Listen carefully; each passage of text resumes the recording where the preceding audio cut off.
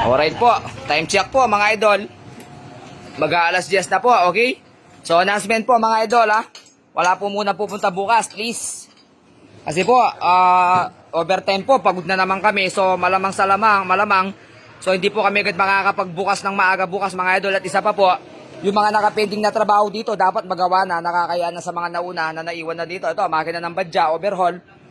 Barako 175, makina niya, overhaul. Ayan, Mio pa, sporty.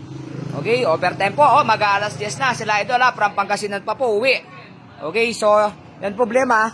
Once na malayong customer, huwag sabihin 10 oras na ng gabi, kailangan mong tapusin, kawawa. Ang layo ng uwian. Alright, tulad sila idol, oh. Sila idol, uwi pa ng Angeles, Pampanga.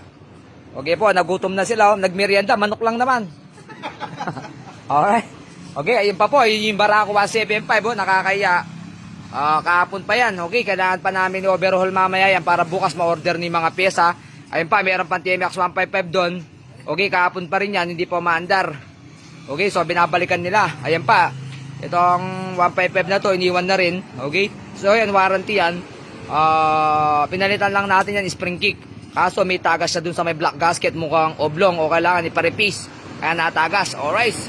Okay. O yan po, overtime, mag-aalas 10, so kailangan tapusin to para makauwi na sila idol.